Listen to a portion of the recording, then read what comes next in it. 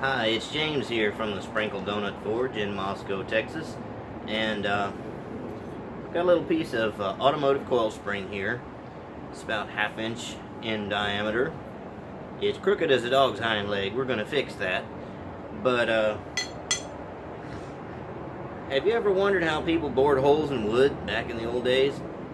Well, we're not going to make anything quite like that, but we are going to make a wood boring paddle bit out of coil spring. Spring steel should be able to sharpen it enough to actually cut some wood. So according to the design of paddle bits that I've been using for years in my construction work, I'm going to try to replicate that with as much hand forging as possible. And the first thing we need to do is get this in the fire, the paint burned off, get it straightened out, and draw it to where it'll fit in the chuck of my drill. And when we conclude this video, I'm going to chuck it in the drill and we'll give it a shot. Now, for those of you who haven't been following YouTube's recent rules on live streaming from a mobile device, unless you have at least 1,000 subscribers, you can no longer live stream from your mobile device. So if you know of a YouTuber that's a regular live streamer that just got the rug pulled out from under them, share their content and try to encourage other people to watch, and maybe boost their subs enough to where they can work their way towards that goal, or else they'll just have to use a desktop or a webcam. Anyway, let's get this in the fire, get it hot, and we'll work on making our bit. See you in a minute. Alright, let's grab it out, straighten it with a wooden mallet.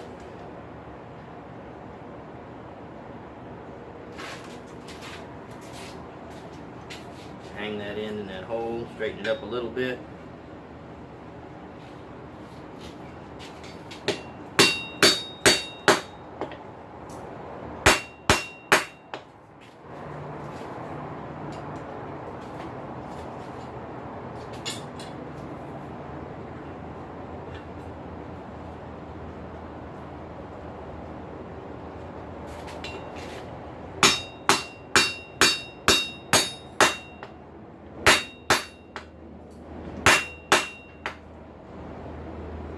Use a wooden mallet, you can get it pretty smooth.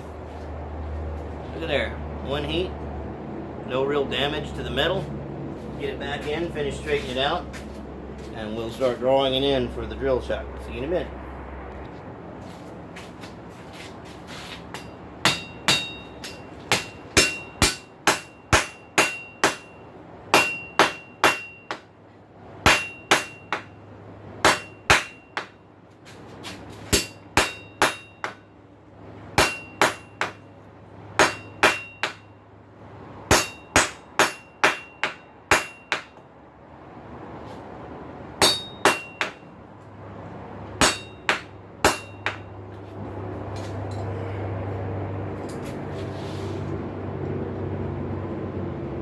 Fairly straight except for the very end, and I'm going to heat it up and we're going to go ahead and start forging that instead of just working on straightening it and then forging it, because it'll all happen pretty fast. See you in a minute. Alright, dress my hammer up a little bit, not as shiny as I would like it, but it'll make smoother impressions. Hopefully that'll hold a little while.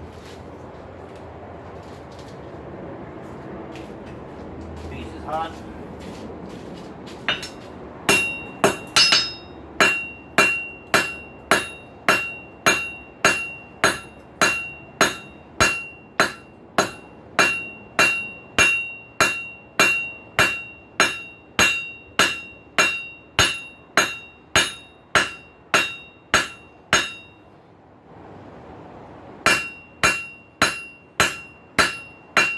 I want to kind of go square first.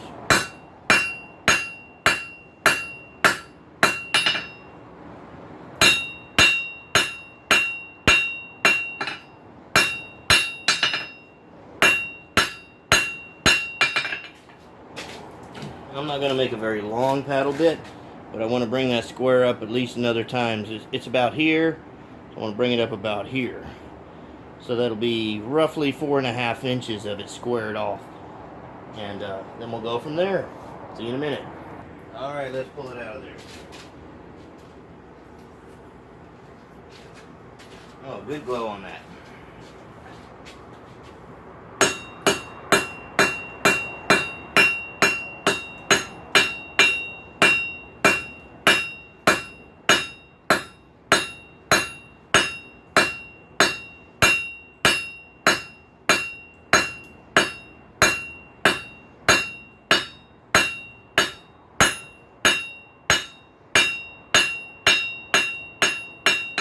Addressing the hammer helped a lot.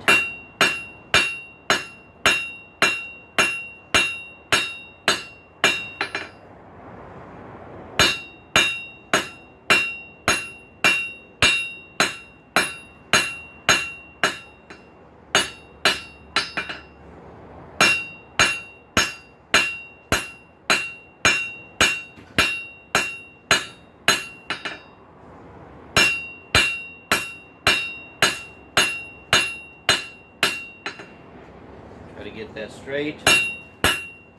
Get it straight, put it back in.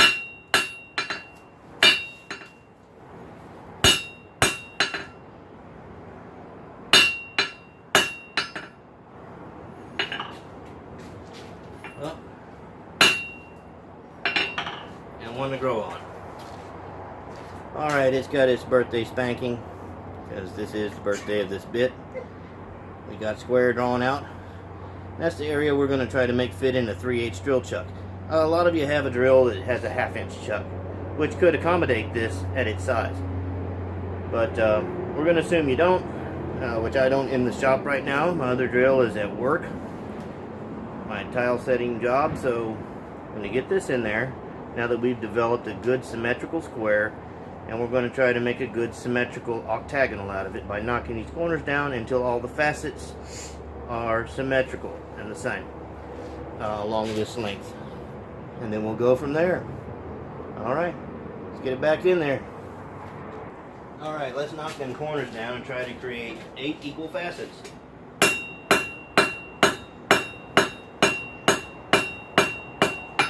Flip it all the way over.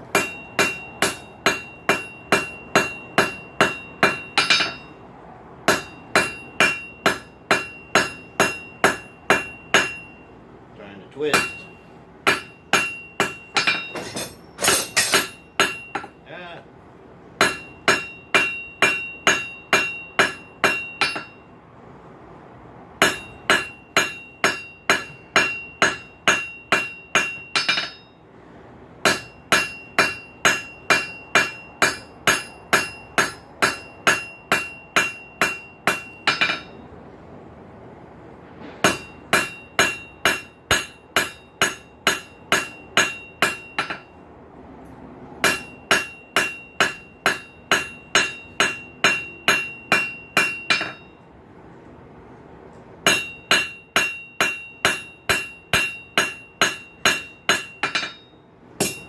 Straighten it up.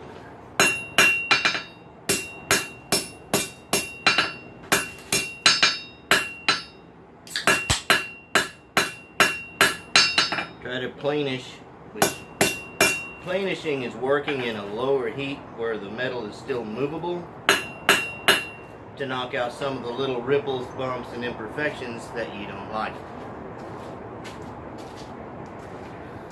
So you can see that the square is still prominent, but I've been equally moving the edges down to try to get the facets to be equal.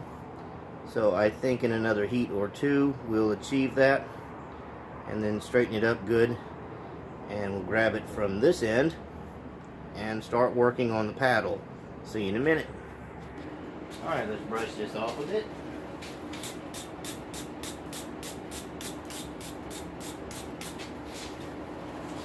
Lay them corners down.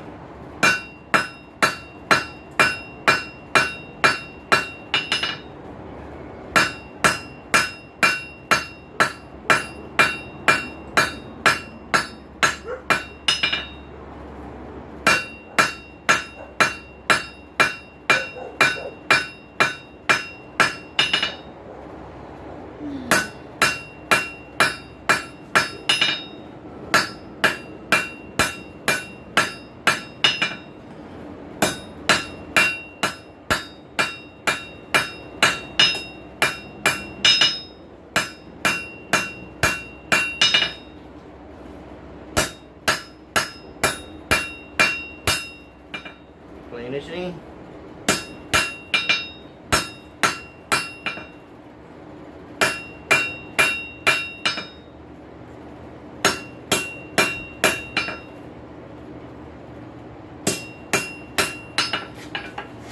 Now I'm going to sight down the thing.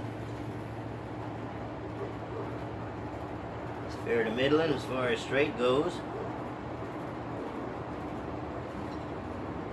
Let's have you a look at it.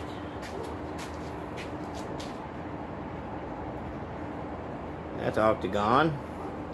I believe that will chuck into a drill. Let's go ahead and give it a measure. I got my big old clunky scale here. And we'll take a look. Diameter from a clean inch here. Right at 3/8. Very, very close tolerance. Or let's go metric and give you an example. Just about centimeter would be about perfect. I'm going to warm that up just on the tip portion. You can see it's got a slight curve to it, no matter which way you turn it, because, well, you see, it's a little oblong. So we're going to straighten that out to where it'll chuck into the drill properly. See you in a minute.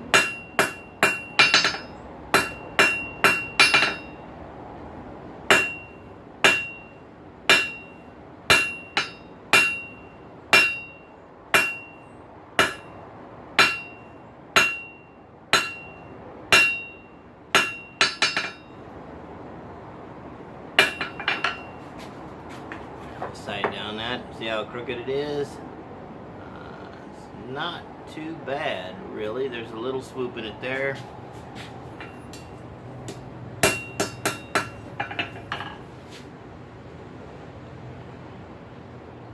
Pretty darn straight. Alright. Next process, we're going to be cutting off the end. I want to cut it off about 6 inches, or let's see what that translates to.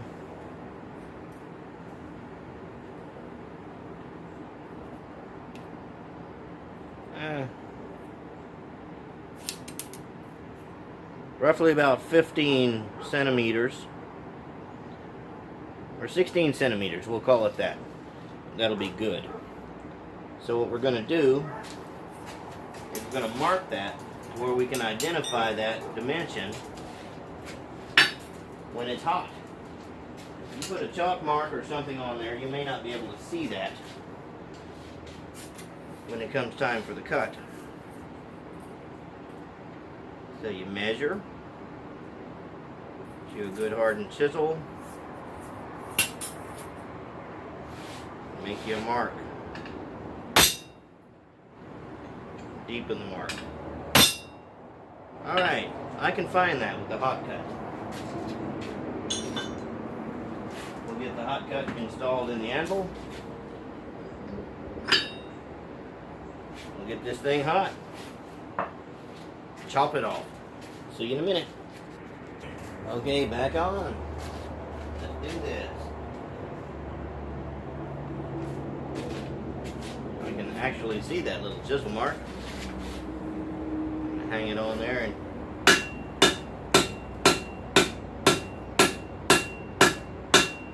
rotate the piece.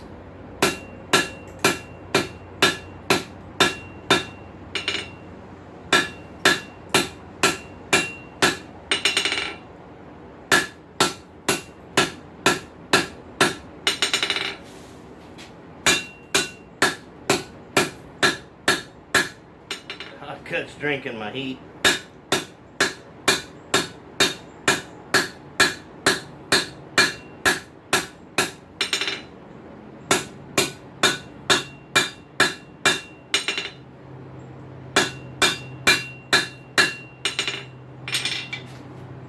I'll have to heat it up again to cut it thoroughly, but can you see what I'm doing there?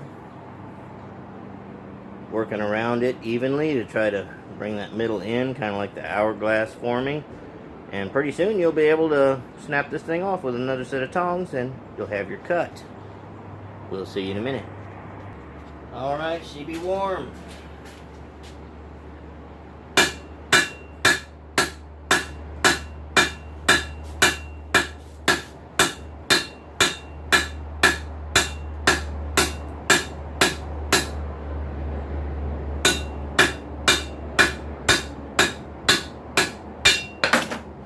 Boom, there it went.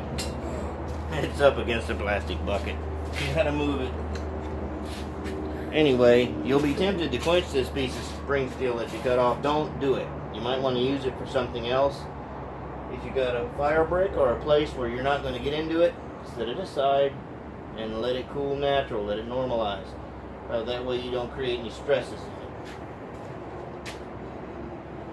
Yeah, when I made that center punch in one of these last videos, I had a crack and I had to go back in and redo that portion. I didn't mention it in the video because it wasn't relevant to the video at the time, but yeah, you just don't want to hard quench something and then go try beating on it. Anyway, here's what we've got. See, it's a nice octagonal, and we've got kind of a fat bit here at the end.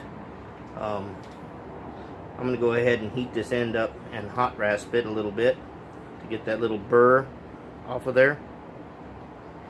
And we'll start flattening it out. See you in a minute. Alright, piece locked in. I'm going to start with the smoother side of the rasp.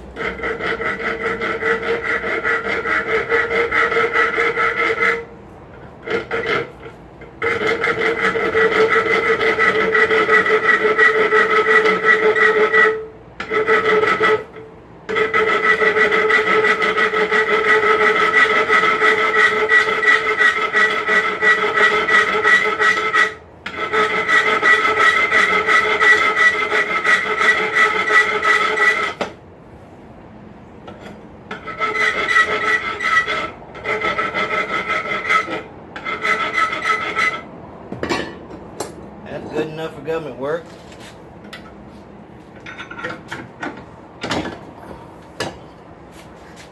So there you go.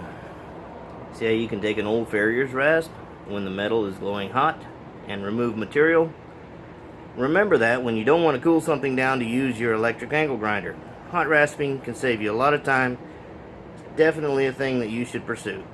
Alright, get her back in the forge. We'll work on flattening out the bit. We'll see you in a minute. Alright, let's start flattening out this a blade. I'm going to hang more than I need over because I got to create a point.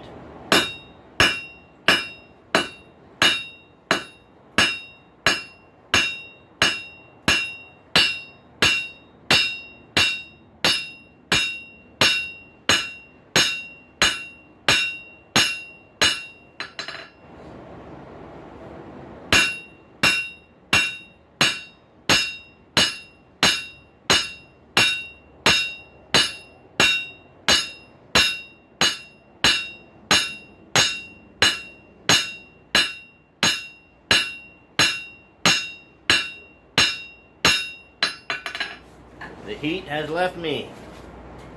Anyway, you can see we're flattening that out. See you in a minute. Alright, glowing like kryptonite.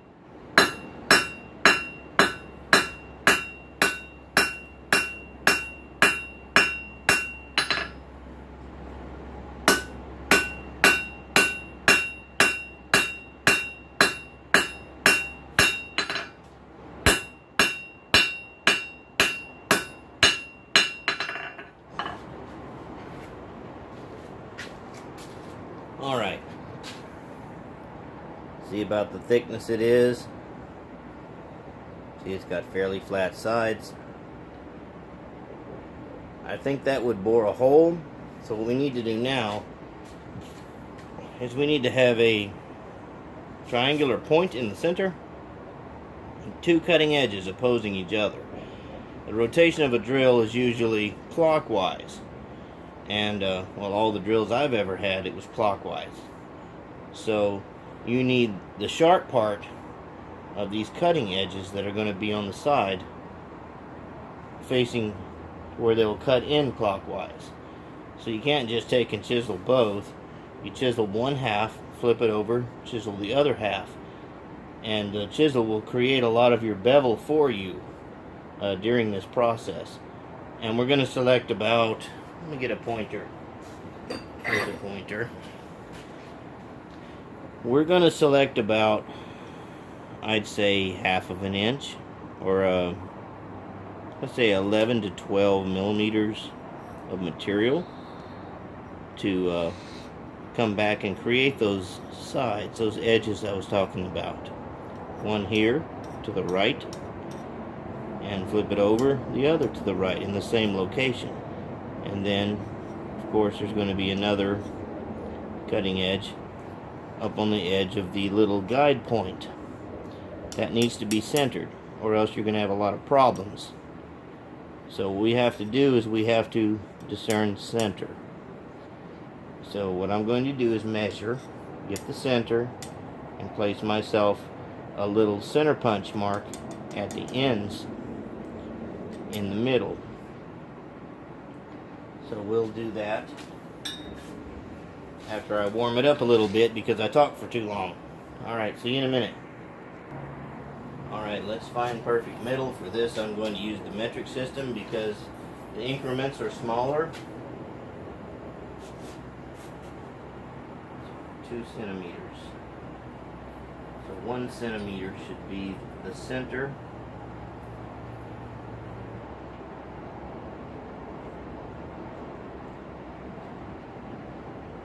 Dead center.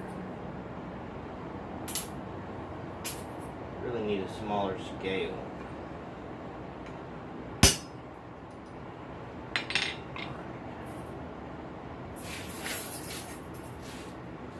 Turn it over and duplicate that mark.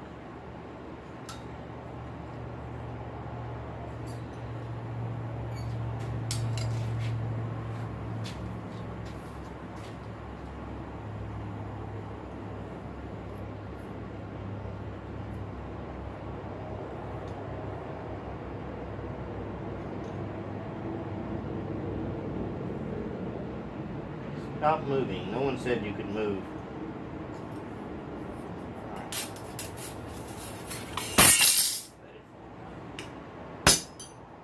Alright.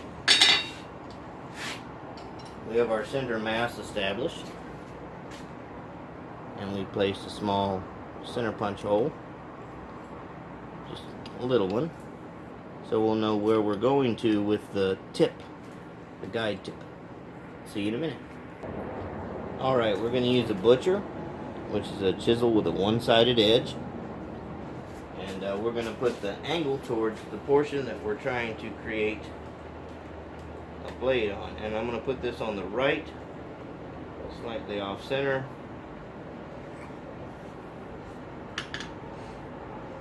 And slightly angled toward the tip on the outside edge.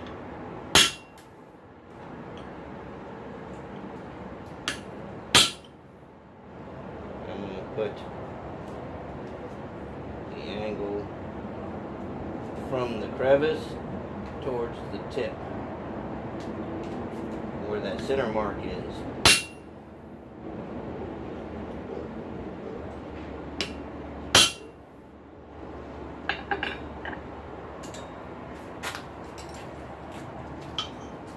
So I want you to see the impression that I've created.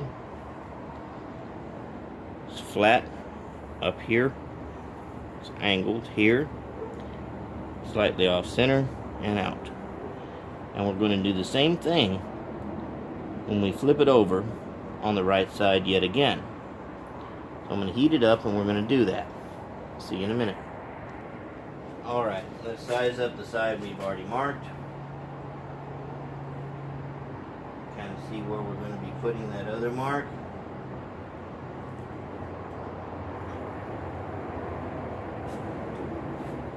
Position your butcher with the bevel side towards the part you're going to keep. Slightly in toward the shaft.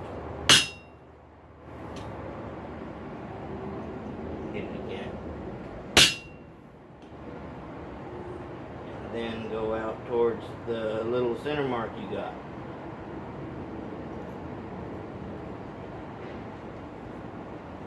Little fiddly.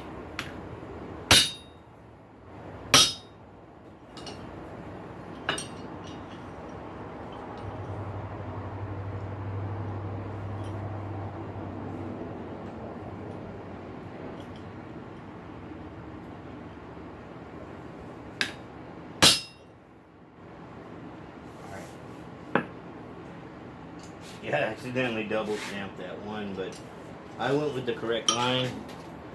So you see what you've got on this side, and you see where I boboed on that side. We're going to finish cutting those out by heating and continuing to chisel until it's done. And when that's done, we're going to move to the grinder, sharpen this thing, and stick it in the drill and see what we got. See you in a minute. Alright, I've used the hold fast to put a little sacrificial cutting plate on my anvil so I don't damage the face of my anvil making a through cut.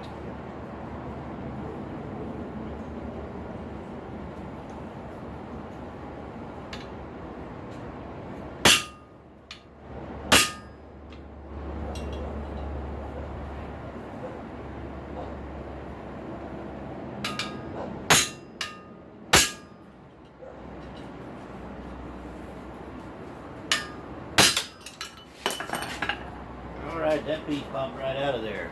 I see where it went.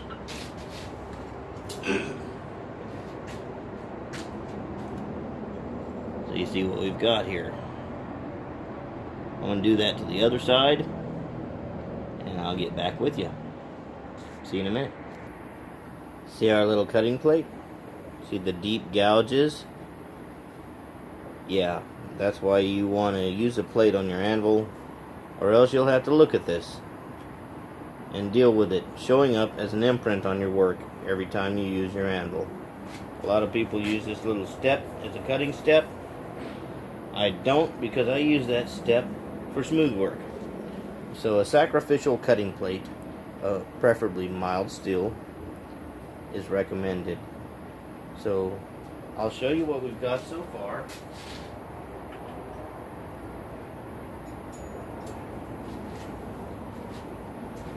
There's our paddle bit cut out. It needs some dressing, some file work, but the point is in center and it's relatively straight. So I'm going to heat this up. We'll do a little bit of planishing and straightening, touch-up work in the forge, and then I'm going to quench the cutting edge. See you in a minute. Alright, now's the point when you got to use a critical eye.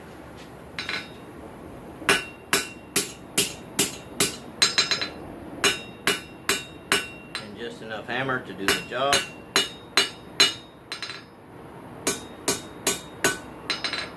Get everything kind of straightened up. Because the crookeder it is, the more hell you're going to have trying to drill anything with it. See, that little point probably needs to move over just a little. Just a little.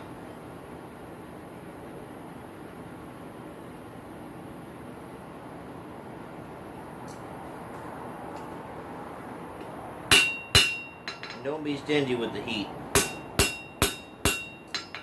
Coil spring doesn't like to be beat on when it's cold. Or any hardenable steel for that matter. Kind of look down the thing and turn it around and observe any imperfections. Try to get it as good as you can. Alright. So I'm going to heat the paddle end of this to non-magnetic and quench it, but I'm not going to quench it and hold it in one spot because that will create a quench line, and I'm pretty sure it would break under strain. So I'm going to quench it and dip it slightly in and out to create a sketchy kind of quench line. See you in a minute. Alright, the piece is glowing. So I'm going to check it for magnetism with a small magnet. It's non-magnetic. So I'm going to quench the end portion.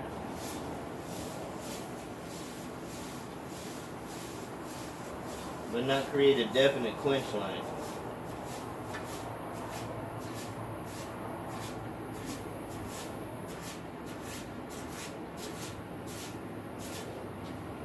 Check the rest of it for magnetism.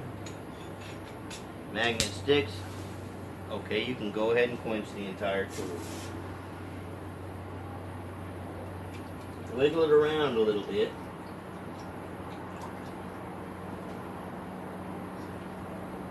Nice and cool. Okay, here's what we've got. Paddle bit. I'm going to brush it off, then next to the grinder. See you in a minute. Fire in the hole.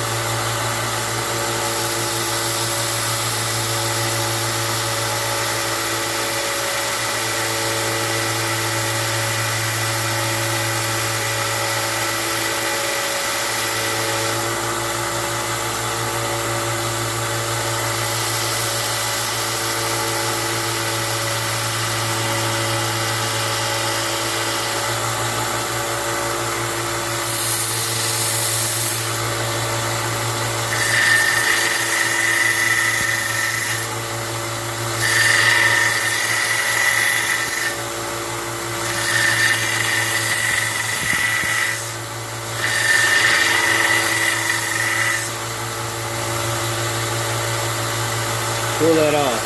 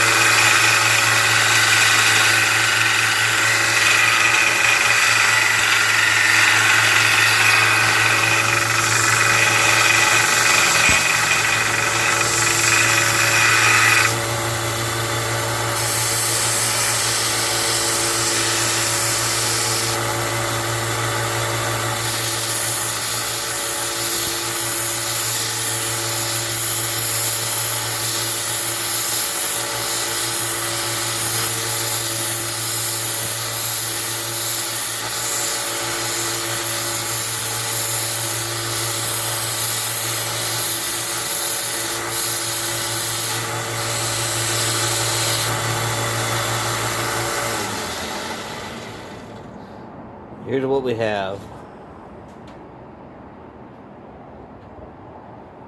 It's very simple. We're going to see if it'll actually drill a hole all the way through a pine wood 2x4. See you in a minute. Alright, here it is, chucked in the drill. A little bit wobbly. Hand forged item. Let's see if it works.